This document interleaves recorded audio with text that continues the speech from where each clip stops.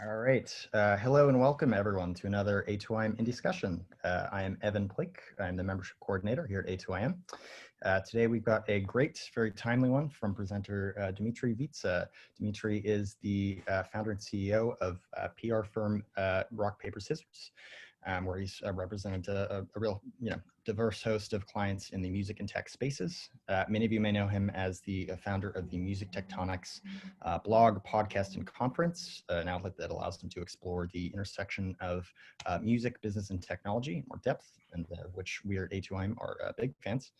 Today, fittingly, Dmitri is here to talk about the music tech landscape during and after COVID, including emerging trends and ways that everyone in the music business might be able to take advantage. So with that, Dmitri, I will let you take it away. Hey everyone, thanks for being here. Just got off my spaceship. Glad to have you all here. I know there's probably some great folks there in the audience. I've got this hipster guy came with us to listen in, so we might get an appearance from him. A bit of inspiration from Seth Godin, who's here as well. Seth Godin with his mismatched socks is here as well. So as Evan said, I started Music Tectonics, both a conference and a podcast, and I've been interviewing a lot of folks on the Music Tectonics podcast, and wanted to share some of the kind of the big picture stuff, some of the trends, some of the things that I'm seeing that are emerging right now during this bizarre moment of worldwide isolation. I actually think of it kind of as a worldwide war, World War III, but sort of peaceful for some of us. I mean, I live in Bloomington, Indiana, midway between Nashville and Chicago, and it's a very quiet town. I know in some of the bigger cities, you guys are facing a little more direct trauma with what's going on with the virus.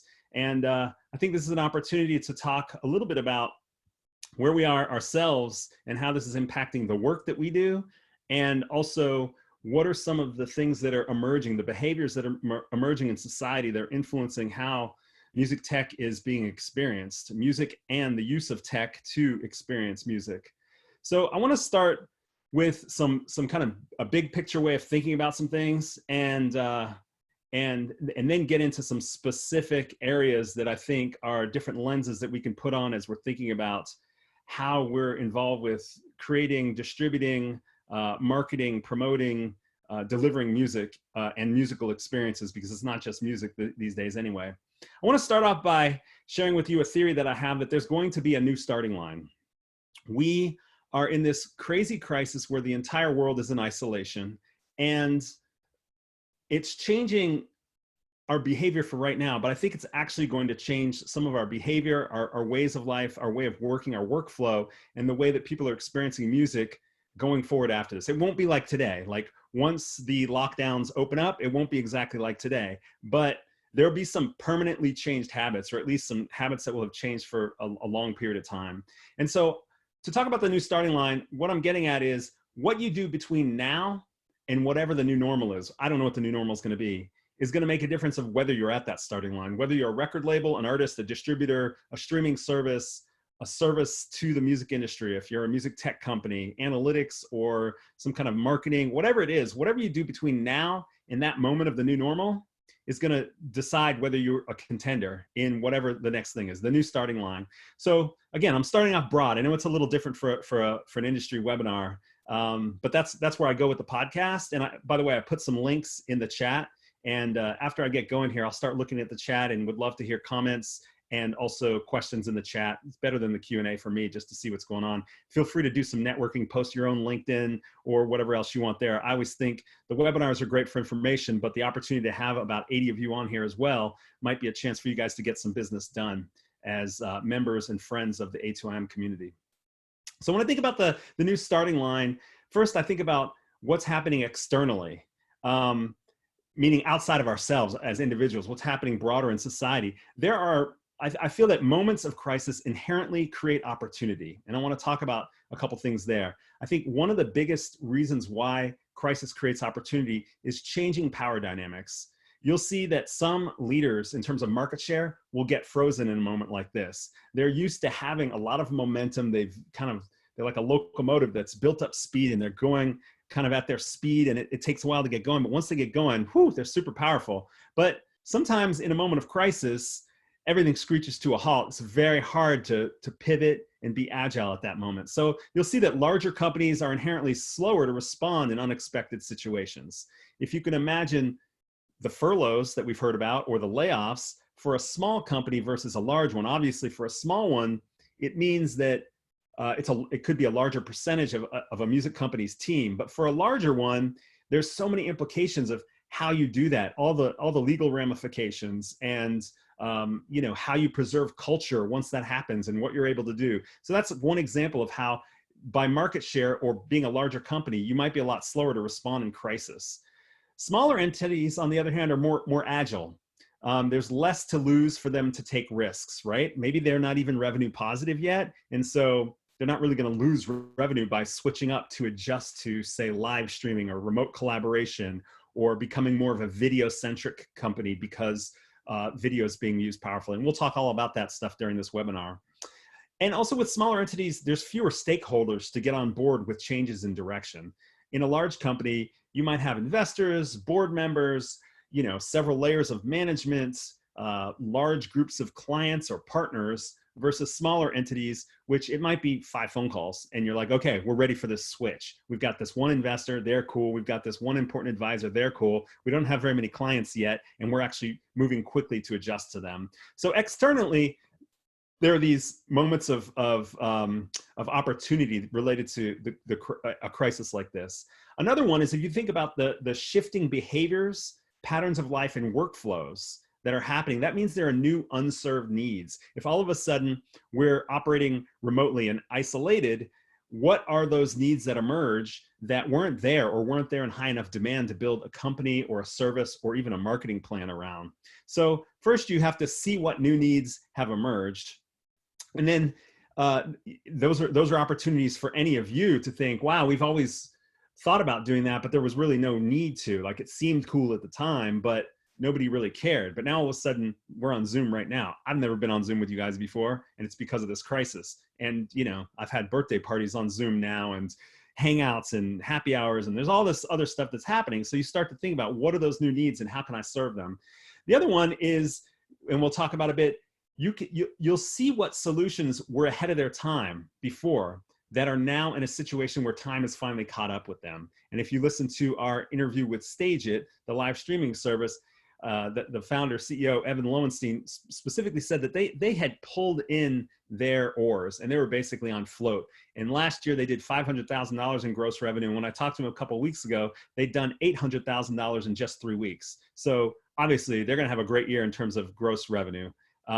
So there's some things where you might think about, wow, we had built this thing, or we had tried this thing and it really didn't work at the time. Live streaming, for example, or some sort of remote collaboration, or some sort of fan engagement that involved something digital when people were used to doing it in the real physical life. So you might reflect back and see what those external things. So those are the external ways in which moments of crisis inherently create opportunity. Now let's talk about the internal things. And this is a little crazy. I'm getting a little personal, a little new agey with you here. I'm sure you're shocked by that. When you subtract things from your life and your work schedule, you have time to add something. Like, all of us are doing things differently. We have more time for something. It might be Netflix, it might be for gaming, it might be for taking care of your kids or spending more time with your family, your partner. It might be, depending on where you live, it might be more exercise, inside or outside, more taking walks or bike rides, whatever it is. But the question is, when you think about your business, your mission, your career, what are you going to add now that you have more time? You're not commuting. You know, remote work is at your own pace. You don't have to follow somebody else. Somebody else isn't like dictating by stopping by your office or whatever. So what will you add? What are the things that you never had enough time to do? What are the things where you need to improve skills or competency? And this, I partly bring this up for artists or people that work with artists, because I think a lot of artists feel frozen right now of, wow, I can't do all the business. I can't go on tour. I can't go to the studio, all those things. But I think there's opportunities within that as well. If you think about, okay, I can just like lean into this crisis and my own fear or dissatisfaction by doing something meaningless, or I can lean into doing something I've always wanted to pick up, learn a new instrument, learn a new app, a new software program, or build up those skills, watch those YouTube videos that are going to teach you. So here is the new agey part. How do you reframe the COVID-19 obstacles for a positive mindset. And don't worry, we are going to get into very specific music tech stuff in the second part of this. So stay with me a few more minutes here. I just want to frame it because some of you are going to get stuff out of this first part. Some of you are really going to be looking for the stuff in the next part. But what have you been grateful for in the last 6 weeks? And how do you leverage that gratitude to add new things to your workflow that help your goals and mission?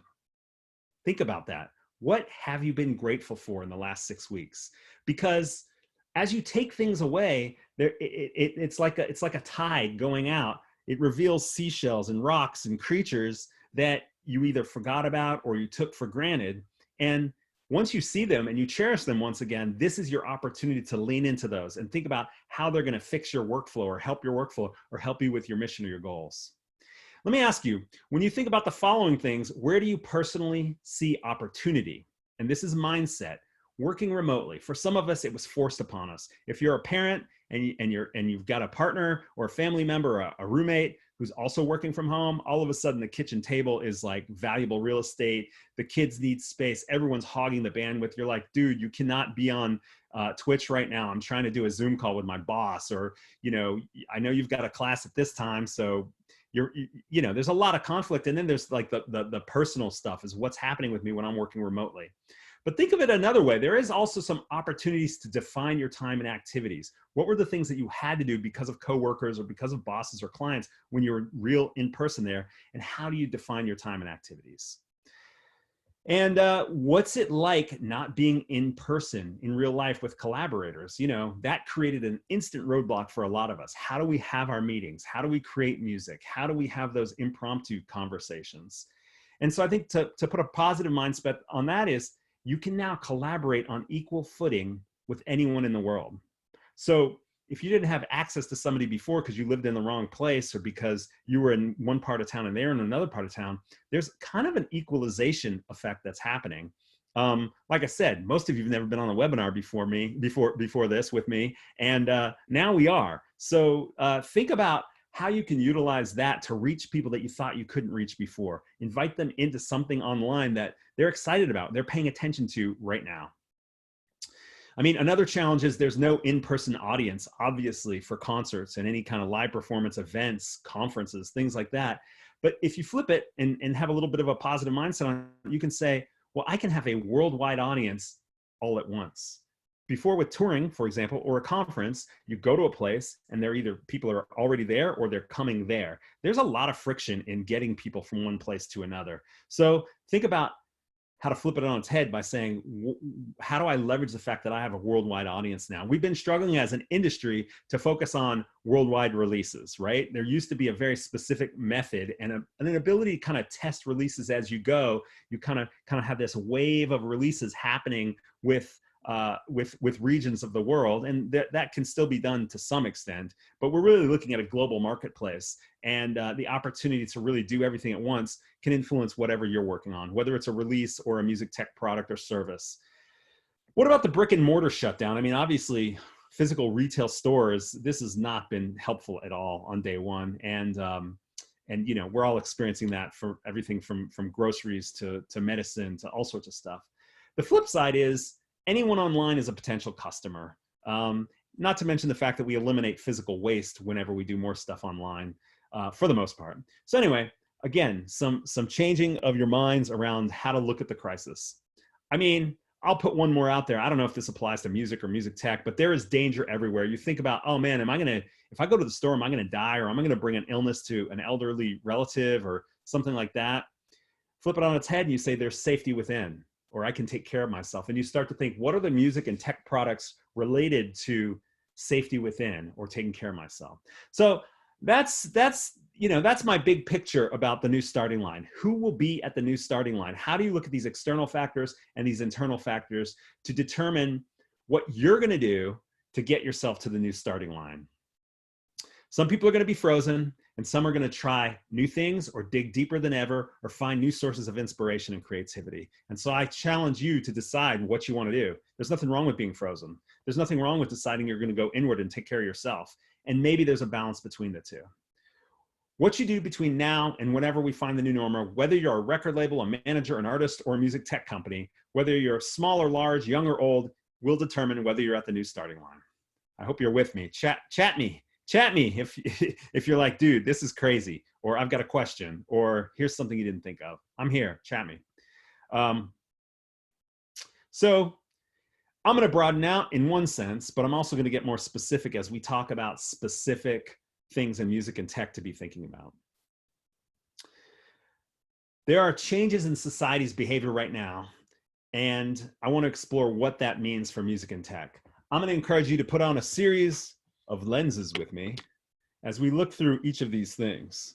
And as we look through all these lenses, hopefully they're going to give you different ideas of things that you can do, things that you can add, and maybe something new, something you've never done before. So we'll have all these lenses on as we go forward here, and maybe you'll look through all of them at once. I don't know. Anyway, let's start with isolation. That's the first lens I want you to look at. People are obviously physically separate. This raises so many questions for music. Obviously, with live performance, things are totally different as a result. And I'll get deeper into live streaming and talk to you about some of the variables with live streaming. Listening habits are changing, and we'll talk about that. You know, there's been news about all of a sudden radio is up, streaming is down, no streaming is fine, video is up. What's the impact of everyone being busy on video and video games and Zooms instead of audio? Changes in lifestyle. You know, who knows what kind of impacts there are there. Maybe I know some people who are playing Animal Crossing for the first time. I don't know if there's a musical play there. I don't know if Travis Scott's going to do a concert in Animal Crossing. I kind of think not. Maybe Yanni will. I'm not really sure. But remote work has a huge impact, both for listeners, music makers, and industry people. And we can talk a little bit about all of those. One thing that's interesting about changes of lifestyle and remote work that we'll get into is the fact that people are not commuting. And how does that change the fact that people now have hands-free and eyes-free opportunities that were normally stuck on a steering wheel and on the roads. And then, I mean, to get really direct with a lot of you, since a lot of you have a lot of business development, business deals that you have to pay attention to, what are the effects on business deals of isolation? You know, there are no conferences right now. So that's kind of an interesting thought, is what are the opportunities around that? All right, putting on another set of lenses. Free time, without commutes, less work requirements or employment, less school or school being possibly less taxing, or maybe nobody's paying attention to their Zoom classes. People have more time on their hands. How are they using it as it relates to music? Does this create more free time for music consumption? What about for live streaming? Just a lens to look at. We'll get into some of this stuff. I talked about hands-free, eyes-free. Without a commute, people have access to their hands and their eyes more than usual. We're seeing reports of an increase in demand for video. What can labels and artists do to take advantage of this moment of extreme video and gaming consumption? Maybe you've already experimented with how to use YouTube or Twitch for music, whether it's live performance or for getting your music into those places. Not to mention the fact that there are so many people watching video. There's actually a video scarcity at this point. Checking the chat here. Oh, cool. Getting some positive stuff. Thanks, Daniel Kramer. This is great stuff you're talking about. The world is open. Misty Chamberlain. I've been wondering how more user experience methodologies are being used in the music tech industry. Oh man, I don't know that one, Misty. Maybe we'll get somebody answer that in the chat. I've been wondering how much user experience methodologies are being used in the music tech industry. Good question. I mean, user experience is changing like crazy right now. I'm a little bit more big picture on some of this stuff. I'd love to see if anyone in the chat can help Misty with that, and I'll read that out when it gets there. So there's people are watching a lot more video, more than ever. The demand for new video content, movies, TV programs, videos is higher than ever. And people are burning through these TV series faster than ever. And of course, people are taxing bandwidth more than ever. So I don't know about user experience, but in terms of what's the technology that's going to address issues around latency, 5G is coming. People are building stuff for 5G, which is fiber-like speed without a hardline internet connection. There's some great opportunities there with remote collaboration and so forth. But with video scarcity, people want more video. companies like Netflix, which felt like this endless trove, or Hulu or HBO or all these things you can subscribe to, Disney Plus now, all these things you can subscribe to that felt like when you first got on there, or even maybe 1, 2, 3 years in, and when they release a whole new series that you can binge watch, gives you this sense of there's this abundance. But now all of a sudden you're starting to hear about the scarcity of video. Well, what's that doing? I've heard reports that sync growth is huge. Right now, there's this need for these networks that have more use than ever for more video content. Sync numbers are going up.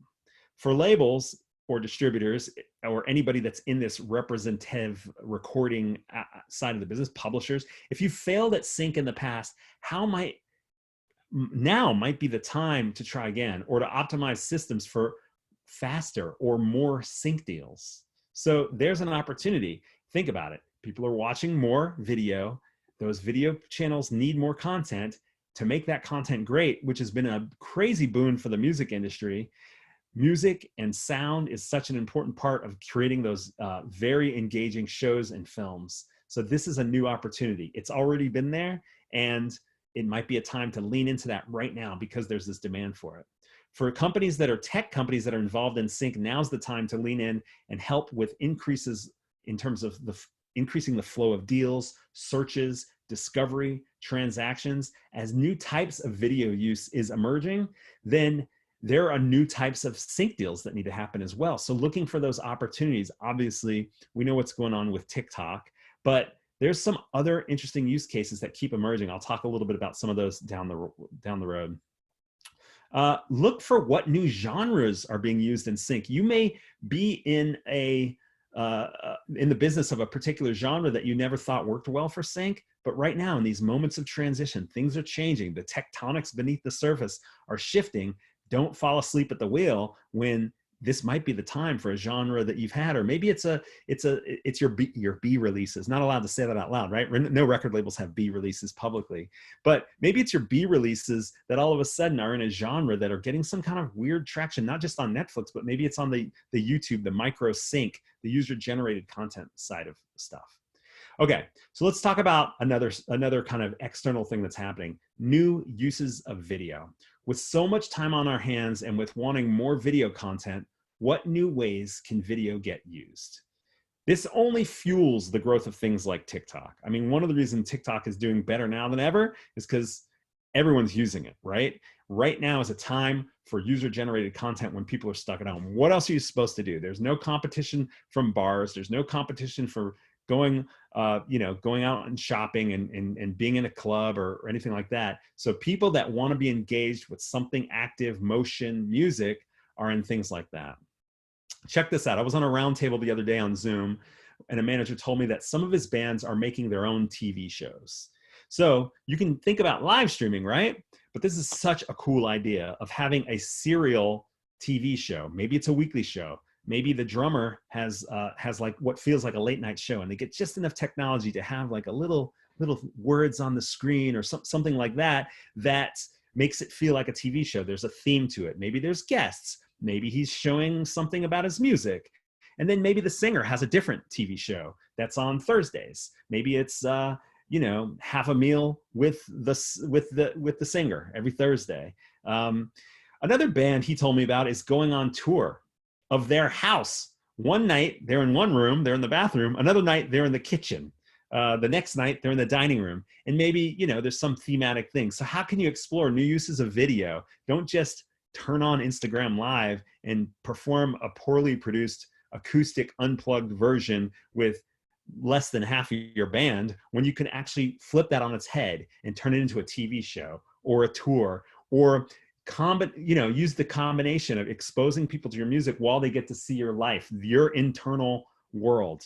Erykah Badu, her concert that she did, she was doing Sunday night concerts, she may still be, did something like this too, where there were different rooms in the venue, and she called on fans to vote on which room she should go to next. And one room was color, one room was black and white.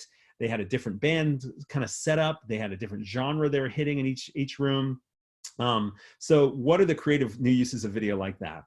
I want you to check out apps like Vertigo, which requires a user to log in with Spotify and Apple Music to put video with music.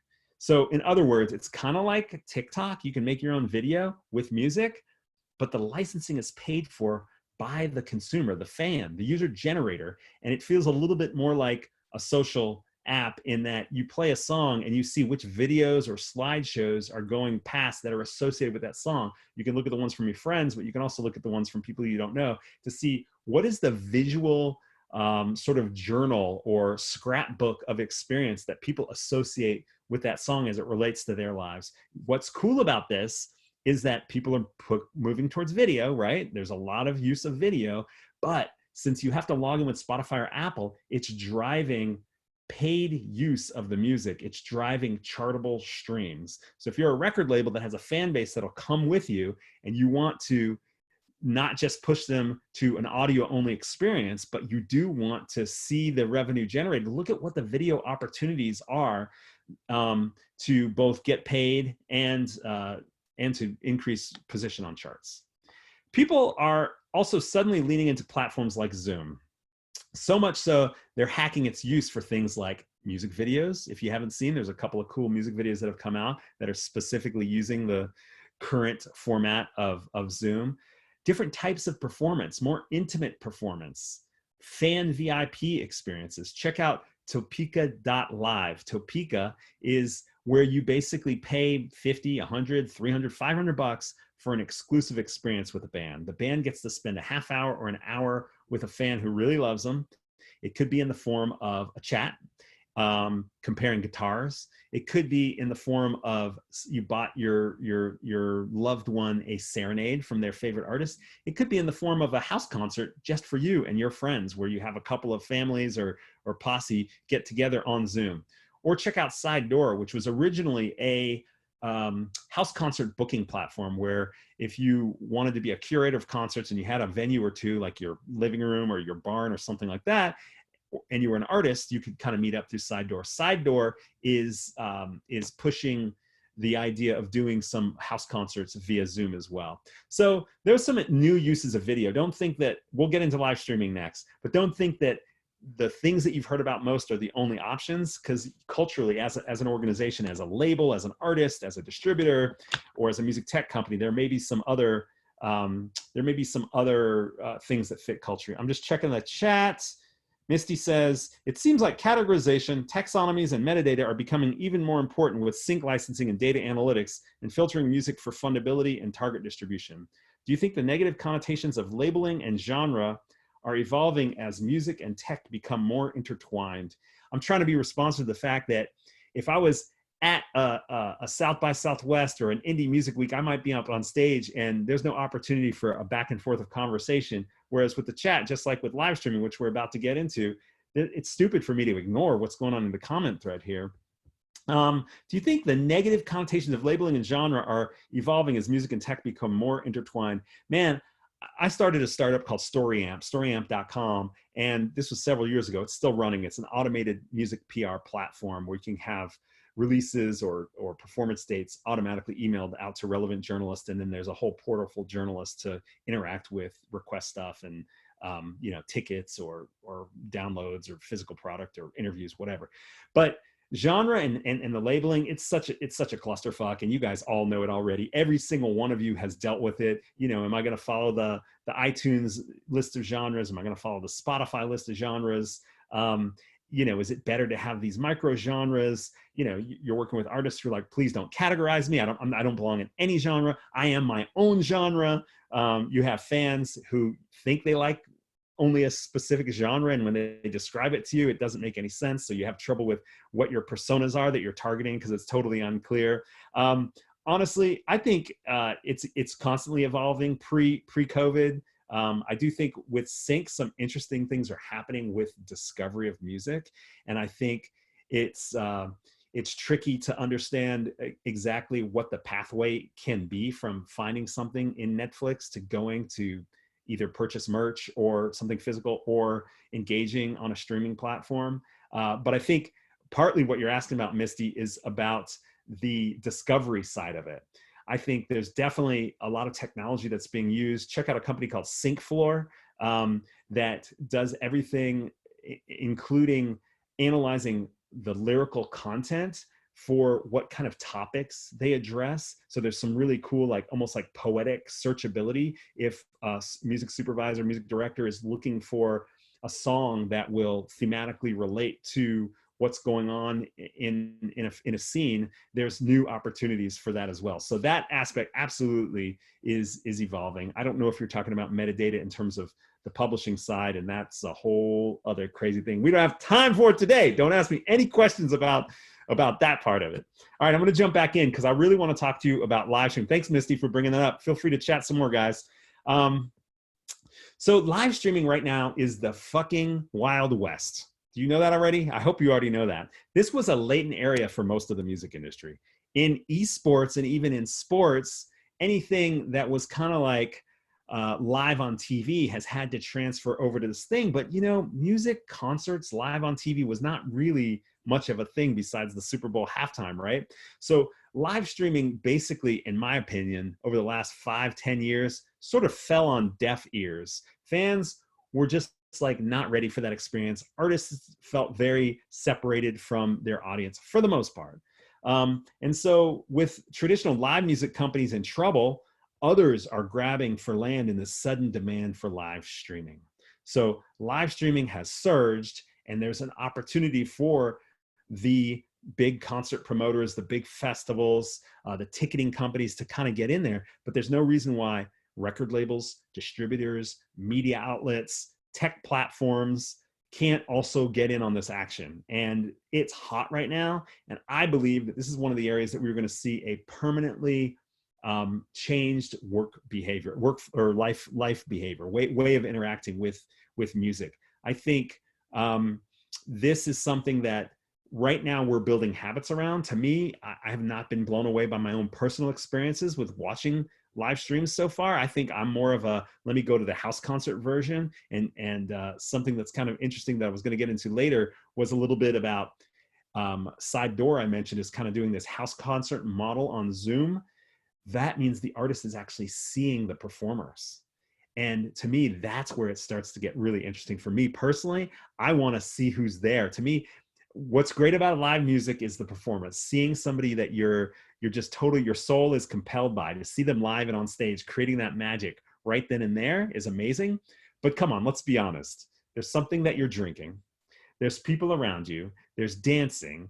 You know, if you're young and unattached, you're probably looking for a mate as well. All of those experiences have been gone for most of live streaming. So I think there's an opportunity to look at those kinds of models. But my point here is it's the Wild West, and anybody can grab land here. Old live streaming companies that had pulled the oars in are suddenly onto something. It's like, whoa, they're a success overnight, but really they were just waiting for the market to catch up with them. All right, something that's come up in some of my conversations on live streaming platforms is something that I think is very important to all of you. If you're at labels or distribution companies, if you're artists, it's super sexy, it's data. So most of the live streaming opportunities are to go to some platform, a Facebook, a YouTube Live, a Twitch. You don't get shit for data when you do that, do you? You are building audiences for them as much as you're building audiences for yourself or for your artists, right? So how do you own the fan relationship? We came across a great company called maestro.io, and part of their value proposition is you bring your fans there, you own their data, you get their email addresses.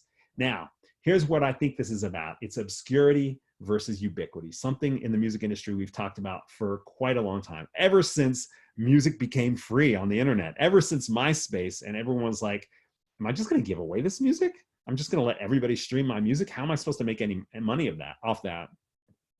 If you're at the obscurity level, you're looking for ecosystems that bring people to you, right? If you're at the ubiquitous level, you have a big fan base, then you should have the opportunity to use maybe a white label service like Maestro, or to cut a deal in some way that you get to own your fan data. That can be contact information. It can also be analytics about how to segment your audience, how to retarget your audience, giving you more power about monetization. So just jumping in here, Ian House in our comment thread says, I went to a presentation by Side Door where they were explaining their platform, et cetera. live to an audience about a month before COVID hit. They totally pivoted their offering to be for virtual concerts, as you said. They were for house concerts. We're in the same city, Vancouver, BC. Thanks, Ian, for the vote of agreement on what's going on there. So think about that. I don't think you shouldn't do an Instagram live or a YouTube live or a Twitch. I just think you should be aware of part of this is, as you're like, oh, I got to jump to live streaming.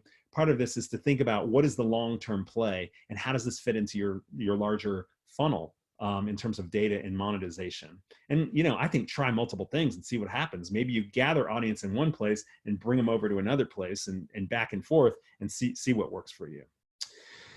I want to talk about video interactivity. In fact, I talked to the founder and CEO of Maestro, which I mentioned, and he says that the future of the internet is video and the future of video is interactive. So if we're moving to a live stream model, a flat broadcast from a boring bedroom is not particularly compelling, in my opinion, right? There's not a lot of interactivity there. Maybe if you're doing it from your phone, you're trying to see the chat and interact with folks that's there. The advantage of live streaming to individual people is that potential, I mean, for interactivity. I mean, it removes some friction as well, right? Nobody has to go there. It's not as much of a production, or it doesn't have to be anyway. Although I see some other folks that are putting full production budgets into live streaming. But a flat broadcast doesn't really leverage the interactivity of this stuff. Look at what performers can do that they can't do in a real performance, a real person performance, right? What can you do? You can attract bigger audiences with shorter notices. So think about, what does that mean for whatever your situation is? Maybe you don't have a big audience, maybe you do. Maybe you have a big fan list, maybe you don't. You used to have to target each geographic market with your concerts. Now you can do it for your whole globe. The whole globe can go to one concert. So then how do you differentiate one concert from another? If you can't create a series that's based on where you are, what are you going to do to create a series so that you have reasons for people to pay attention? So it's not like, yep, doing another live stream. Yep, doing another live stream. Yep, doing another live stream. How do you create that interactivity while you're reaching your global audience? You can do choose your own adventure. And this is the one that I mentioned where Erica Badu said, help me pick which room to go in. Maybe there's something else you can do with choose your own adventure. A simple one is song requests, right? It's a lot harder to hear the audience on a big stage or at a big festival than it is on chat, where you can actually, or even do a vote and a poll.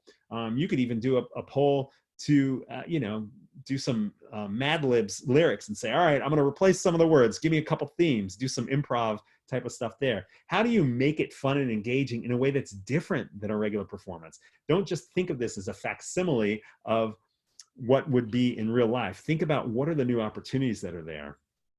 YouNow is another platform that's used quite a bit by music that allows you to bring fans on stage. You can put 1 or 2 fans into the streaming video as well. So think about how that can be done.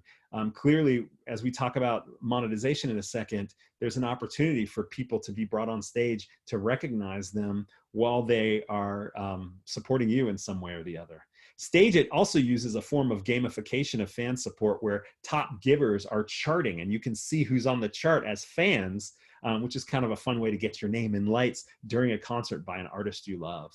And like I mentioned, side door or any kind of Zoom experience could allow you to see the audience on video. Right now, this webinar that we're doing right now feels very weird for me because I know you're out there. Luckily, a couple of people are chatting, but I can't see you. So I'm actually sitting in a room of my spaceship all alone and talking to a computer, man. It's fucking crazy. All right. I know, it's normal. It's normal. Ian also pipes in, you can do trivia, contests, give prizes and merchandise. You can incorporate a gambling element. I've read about that. You can draw names, spin a wheel. Gamification is very good for engagement. Ian, yo, call Ian. Ian, put your LinkedIn in this chat. People want to talk to you. You got some great ideas there about how to make these live streams more interactive. New forms of monetization. You got tickets, okay? Are people going to pay for tickets to your live stream? It depends where you are on that obscurity versus ubiquity scale and whether you're going to do something different enough if you generate enough interest in what you're doing in the live stream format. Subscriptions, that's another option some of the platforms allow for. Merch, an opportunity to sell merch. What I've heard is the bigger name artists might do like a $5, $10 ticket, but where they're really making money is in tens of thousands of dollars in merch. Tips and donations is another one. I think of it as tips, but I've noticed some of the platforms call it donations. Even Spotify called it donations. I guess there's a cultural thing about, do you want to be donated to or do you want to be tipped to? But it doesn't really matter. Just understanding that that is an opportunity. And some of the platform have cheers or animations, emojis as part of the tip process, or something else where you get these visual effects where everybody's like, oh shit, Dmitri just bought a firework, and you get kind of a half a second of attention. It's kind of like maybe stage diving or something like that. And of course, there's your traditional for online video, ad revenue sharing is an option. Sponsorship is an option. Our man, our person, Ian, in the chat mentioned contests. You know, you can do some interesting things like say, all right, if I get up to $500 in donations in the next half hour, I'm going to do a new dance for you, or I'm going to perform a new song for you that I've never done, or I'm going to ask you guys to start adding lyrics for my new stuff. So those are some of the things you can do in terms of monetization. One other thing I want to talk about for performances, for video interactivity, is that intimacy of performances. What can you do to increase the intimacy factor that you have in live stream format that you don't have in kind of a more traditional stage versus audience type of process? Daniel Kramer has been producing a virtual benefit, of course, according to the chat, undercover.nyc.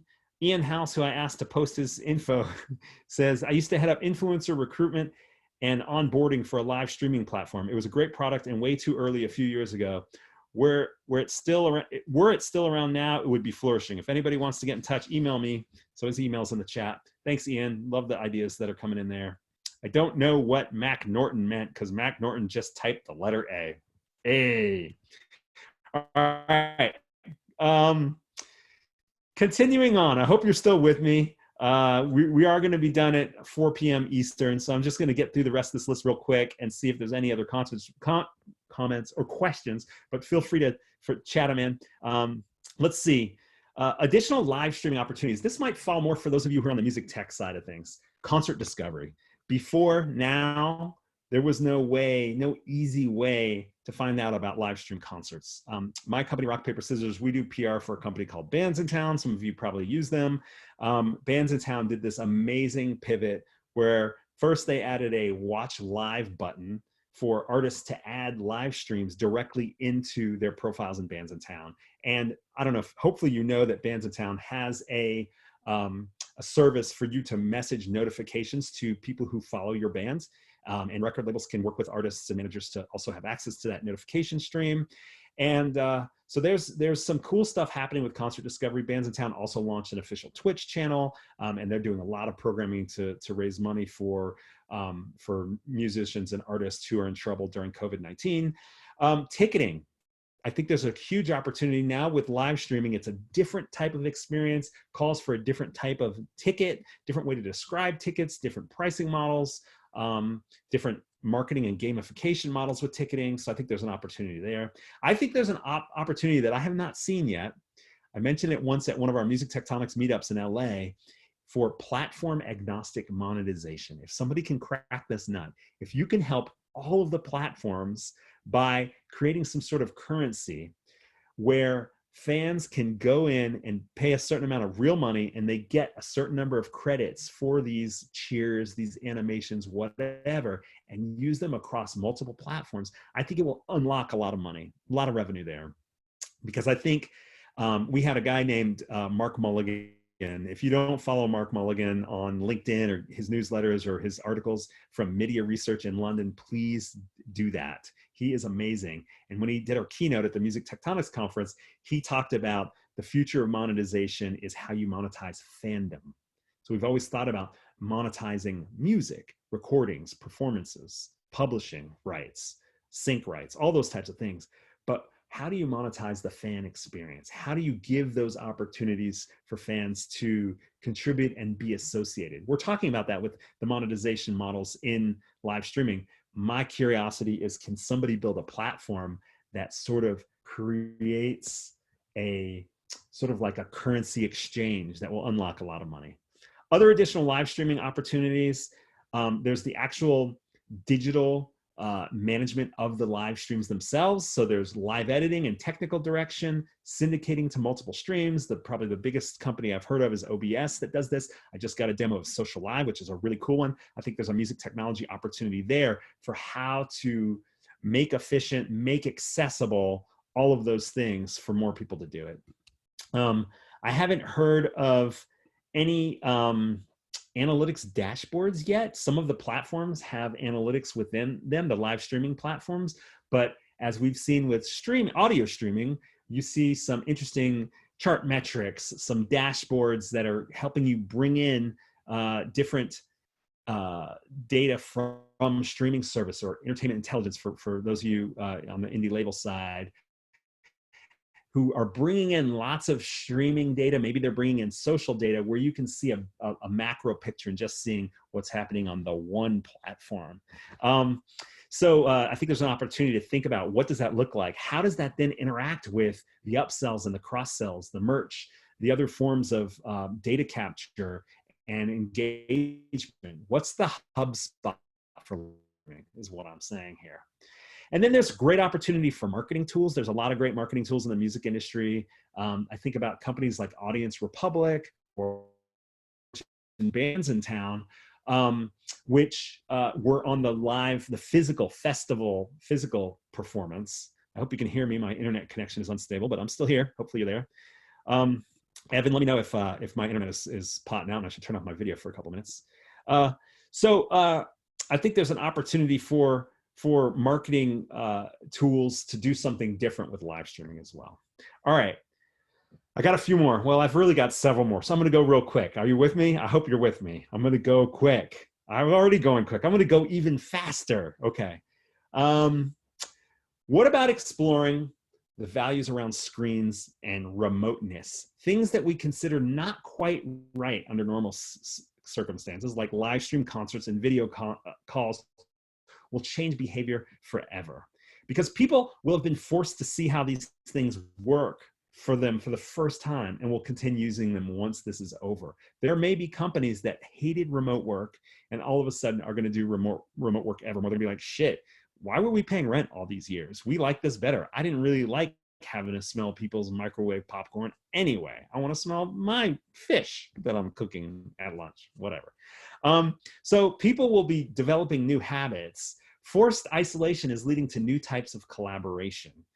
You wouldn't say, I really love making music with people who I can't see and be in the same room with. I really love the fact that there's this shitty internet connection that's forced latency that's making it really hard to do songwriting. You wouldn't say that until you tried it, until you realized it took you an hour and a half to get to your studio, an hour and a half to get home, and there's somebody in Senegal who you've always wanted to work with, somebody in Singapore who you've always wanted to work with. You follow their beats online, you've watched them on SoundCloud or Instagram, and you're like, shit, what if I can make music with them? Now that I know how to use this remote collaboration screen type situation, I have new creative opportunities open up to me. So forced isolation is leading to new types of collaboration. So I think we're about to see a ton of new creativity that we've never seen before.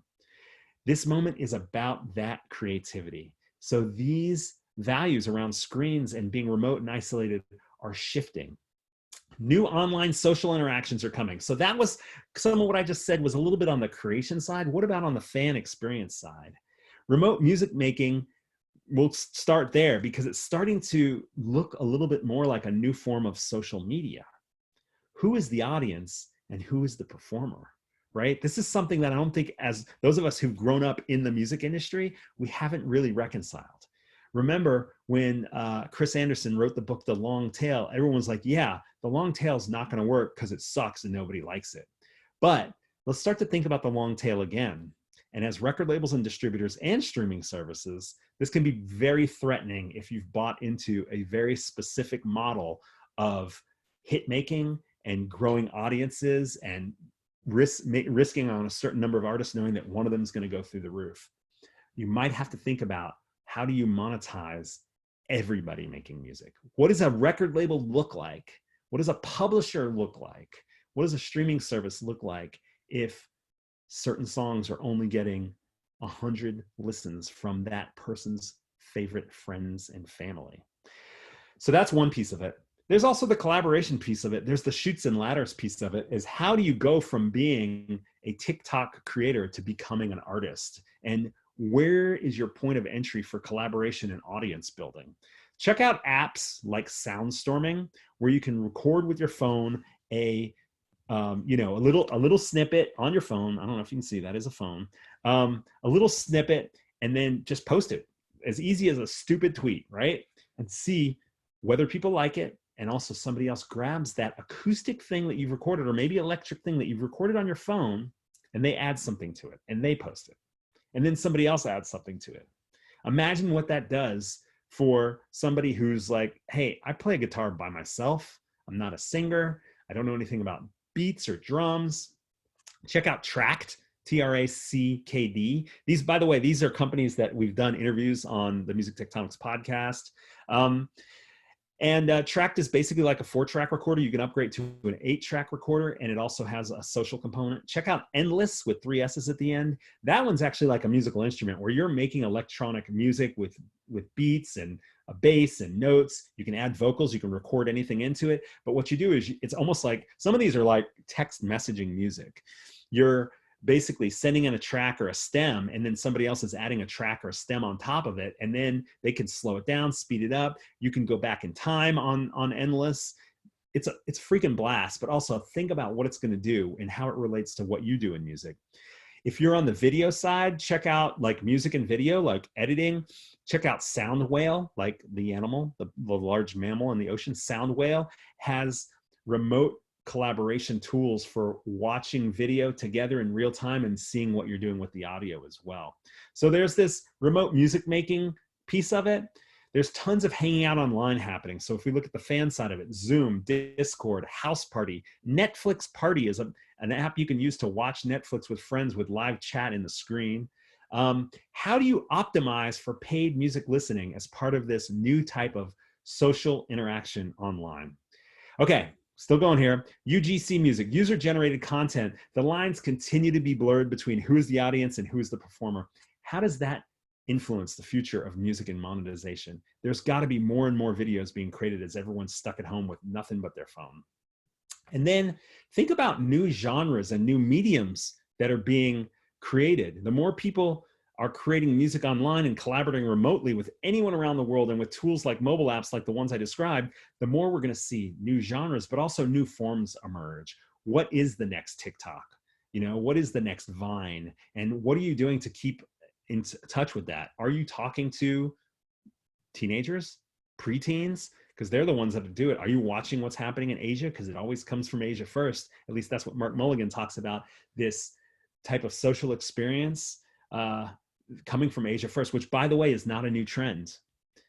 I remember as a child in New York City in the 80s, whenever I saw Japanese tourists, they had some cool ass camera I'd never heard of, and they were so obsessed with that, so obsessed with the camera. And I'm not trying to make a stereotype. I'm just trying to say there are certain groups that culturally are interested in new types of interaction, new types of technology, and there's no reason why in America you can't be. By the way, I don't know if everyone on this thing is in America, but A2IM is an American organization with mostly, I think, an American membership base. So think about, like, you can be ahead of the curve by looking east.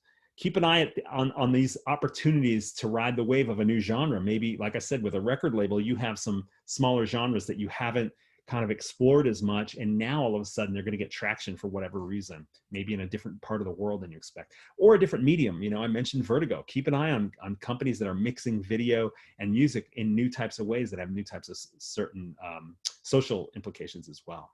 So some other things to think about. Uncertainty. What is the role of music in a time of uncertainty? When people are looking to make sense of things, what is the role of music? It makes me think about meditation, yoga, calm. What are the opportunities there in app form or video form or in music repertoire and sync and that sort of thing? Just looking at the chat real quick. Ian House jumps back in. The closest thing right now is Venmo and PayPal, I suppose. I wonder if it's a cryptocurrency. Oh, I think he's talking about when I was talking about how you can have a currency for any type of fan monetization. I wonder if it's a cryptocurrency problem to solve. I've seen a few blockchain ticketing platforms, not specifically for live streaming. I was talking about where you could buy a certain type of animated tip or cheer on a ubiquitous platform that you could then put on Twitch, YouTube, YouNow, whatever. Thanks, Taryn, for the shout out, enjoying the presentation. And I've got my 5-minute countdown. It's a 4-minute countdown now. So I'm going to go even faster. Gratitude. Many people are reflecting on what they have as they see the whole world face this pandemic. Many people are left for reflection. And if they're not depressed or scared, they might start finding gratitude in everyday things. I don't know if that's happening to you, but it's happening to me. The stuff I already have, the people that are around me became more important than ever with less distractions. How can the music industry lean into these shifting perceptions? What are you grateful for? What are you leaning into right now? Like I said, when the tide goes away, what's left? What are the precious things that you forgot that covered up by the bullshit that you don't need right now? I'm going to throw out a couple things related to that. Generational unity. More than ever, older generations are forced to pick up new attitudes in technology. My 70-something mom is in Jackson Heights, Queens, which was the epicenter of the pandemic in America, taking belly dance and Zumba lessons and yoga classes on Zoom. What the hell, man? All generations are being forced to do this. Families are making TikToks together now more than ever, thanks to family lockdowns. Yes, we know that means it's the beginning of the end for most social platforms when your parents get on their Facebook, but it's something about this moment to think about. Global unity. This is one of the only times we've seen the entire world paying attention to the same thing and recognizing each other's humanity. People are watching COVID-19 news from country to country like it was the Olympics of viruses. This global awareness and always on technology will mean more music can reach worldwide fame than ever. How does that affect your A&R and release strategies? The recession. The recession is here. The recession is going to be here. It's going to be big, in my opinion. How does that impact your plans? Don't fire all your staff. That's not what I mean. I mean, think about what all the stuff that we've talked about now can be leveraged during this time. Think about health, physical, mental sense of safety, about your own and those of the people out there. I want to express great gratitude to A2IM. I've always said that my membership in A2IM, I joined several years ago when I launched StoryAmp, storyamp.com, the music PR platform, and got so much value from A2IM. I joined again when Rock, Paper, Scissors pivoted from being an entirely global music PR firm to doing quite a bit more of music technology. We do PR with lots of music tech companies. And I have so much gratitude for the way that A2IM operates as a business, whether it was under Bangloff or Burgess, doesn't matter to me. The whole team, Evan, Lisa, love these guys. And I hope that you guys get a lot of value from the content that they do, and also from just all the advocacy they do. They do great stuff. And I'm so grateful to be a part of the community and really appreciate you taking the time to be with me. I'm Dmitri Vietze. My email is music@rockpaperscissors.biz, B-I-Z. And send me an email. I'm going to put it in the chat if you want to get a copy of my outline. It's just a shit ton of notes, but there you have it, folks. Almost time to get my spaceship. Evan, what's up? All right, what's going on? Thank you for the kind words, and thank you for the intergalactic transmission. We're unfortunately going to have to cut it short. But yeah, thanks all attendees for coming out. If you are not a member of A2IM, interested in discussion membership, get involved with the community, you can reach myself and the membership team at membership@a2im.org. You can reach me personally at evan@a2im.org. Thank you, and we will see you next time. Bye, guys.